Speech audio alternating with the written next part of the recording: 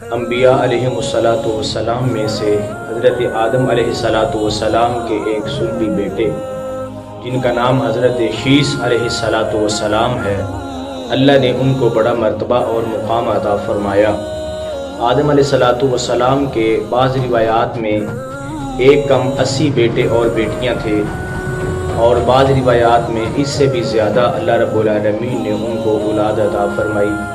جو حضرت اماں حوا رضی اللہ تعالی عنہا کے بطن سے پیدا ہوئی۔ شیس علیہ السلام آدم علیہ السلام کے وہ بیٹے ہیں جو اکیلے ہی پیدا ہوئے، اور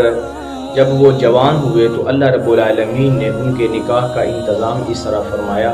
کہ خالق کائنات نے ان کے لیے جنت سے حور کو بھیجا۔ حضرت شیس علیہ السلام کا نکاح حور سے ہوا، اور حضرت شیس علیہ السلام کی اولاد اس حور کے بطن سے پیدا ہوئی۔ ابھی ہیں جن کو اللہ رب العالمین نے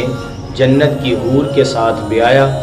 اور دنیا میں رہتے ہوئے جس نبی کا اس زمین پر حور کے ساتھ نکاح ہوا وہ حضرت شیس علیہ السلام ہیں۔ اللہ رب العالمین نے ان کو بڑا مرتبہ اور مقام بخشا ہے،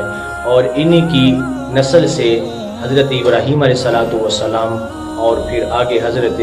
محمد رسول اللہ صلی اللہ علیہ وسلم تک سلسلہ چلا ہے۔ رب ذوالجلال خالق کائنات ہم سب کو انبیاء علیہ السلام کی تعظیم و توقیر کرنے کی اور ان کا مرتبہ و مقام اللہ ہمیں سمجھنے کی توفیق عطا فرمائے۔